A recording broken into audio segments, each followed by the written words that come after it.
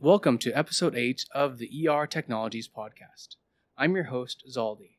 Today, we're diving into the complex and ever-evolving arena, supply chain management. As a partner of ER Technologies, I'm fortunate enough to assist companies worldwide on their digital transformation journeys. And one of the areas we focus on is specifically supply chain management.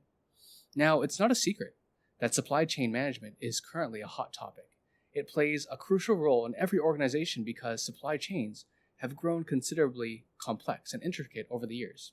Global disruption due to COVID and other factors have strained supply chains in 2020, and it's crucial to understand the key terms and concepts. Let's start with discussing procurement. It is vital when we talk about supply chains, as it essentially means acquiring or purchasing raw materials and other necessary components to run your organization. There are two major types of procurement, direct and indirect. Direct procurement involves the acquisition of raw materials used in producing your finished product. This could also include semi-finished goods or any work-in-progress components your organization will complete the assembly for. Indirect procurement, on the other hand, involves acquiring non-critical items, such as office supplies, that are necessary for the running of the business but not directly related to your end product. Another significant concept in supply chain management is supplier management. If procurement relates to what you buy from suppliers or vendors, supplier management is about understanding who your suppliers are and managing that relationship. For complex supply chains or producers of products that require hundreds or thousands of different parts or raw materials, this function becomes incredibly crucial. You'll want to measure the quality of each supplier, evaluate who provides the best price and quality product, and have backup suppliers in case your preferred supplier cannot meet your needs. After procuring the raw materials and products from your vendors and suppliers, the next step is inventory management. Whether you're dealing with raw materials or finished goods, it's essential to have a system to track and manage your inventory. Inventory management deals with knowing that materials you have, where they're located, and when you might need to order more of them. It also has to do with warehouse management, which we'll delve deeper into a bit later. To communicate with vendors, suppliers, and customers, organizations typically use something called EDI, or Electronic Data Interface, which has become an essential communication tool in modern supply chain. With this technology, businesses can electronically exchange documents such as purchase orders and invoices with their suppliers, distributors, and even customers. But once an order has been placed, the supply chain process is far from over. You need to understand how your products, be it raw materials or end products, move throughout the supply chain. This understanding involves knowing the routes they take, the models of transportation used, and the timing it takes to get from point A to point B. That's where freight and transportation come into play. Freight and transportation is all about movement, from the moment an order leaves a supplier's warehouse until it reaches its final destination. Every stage needs to be managed. This brings us to another critical element, logistics management. This is the process of planning, implementing, and controlling the efficient, cost-effective flow of products from the point of origin to the point of consumption. For international operations, logistics management becomes even more complex. It includes dealing with multiple ports, tariffs, customs, and various international trade dynamics.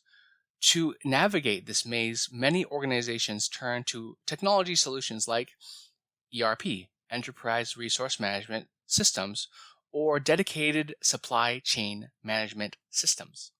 After the raw materials have arrived at your warehouse, the next step in the process is production. Once you've used the materials and finished product is ready, it usually goes back to the warehouse. This cycle makes warehouse management another integral component of supply chain management. Warehouse management encompasses tracking, inventory levels, and location, triggering reorder quantities for any material that might be dropping below a certain minimum threshold, and managing a whole pick, pack, and ship process from the moment a customer order comes in. Later in this episode, we'll delve deeper into the intricate world of warehouse management, but for now, suffice to say, it's a critical part of any supply chain management. In an era of high customer expectations, driven by giants like Amazon, there's tremendous pressure on organizations to deliver products as quickly as possible. To achieve this, many businesses have started to bypass the traditional warehouse management function through a process known as drop shipping.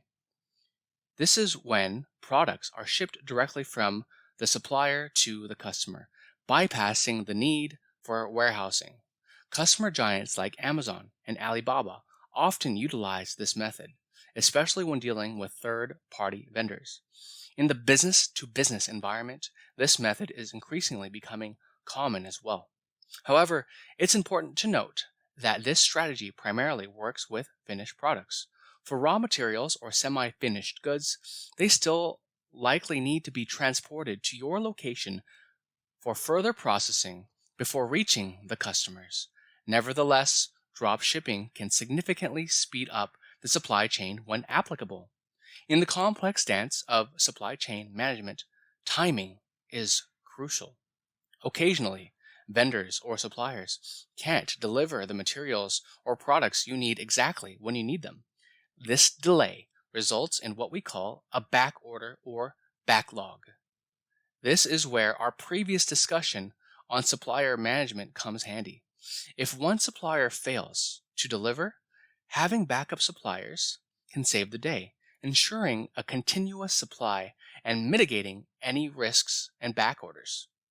Now, let's turn into the financial aspect of the supply chain, the concept of landed costs.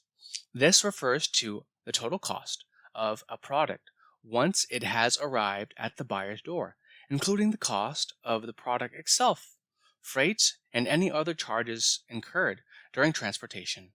Understanding these costs per unit is vital for setting product prices, calculating margins, and identifying areas for potential cost optimization. For instance, if you're outsourcing iPhone manufacturing to Singapore or Vietnam, given this current climate, each iPhone costs $200 to produce. You might find the landed costs to be about $260 per iPhone when you factor in freight and other costs. If your freight costs are high due to air transport, considering sea freight, which is typically cheaper on a cost per unit basis, this could be a way to reduce your overall landed costs. Mastering these concepts and managing them effectively is a vital step in improving your understanding of supply chains. And for more resources on supply chain management and digital transformation, don't forget to check out the links in our episode description to reach our website. Now, as we draw to a close on this episode of the ER Technologies podcast, I'd like to leave you with a thought. In the world of ERP, it can appear to be overwhelming. However, if you are equipped with the right knowledge, guidance, and team, you can master it and use it as a powerful tool in transforming your business operations. And we want to be your team.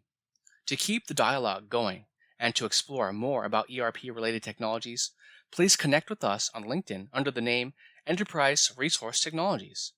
And you can also delve deeper into our resources and insights by visiting our website at www.er-technologies.com.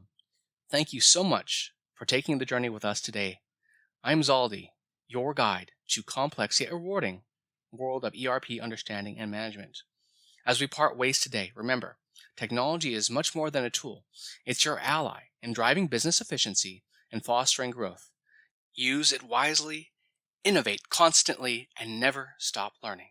Until our next episode, keep exploring the possibilities of your business. Goodbye for now.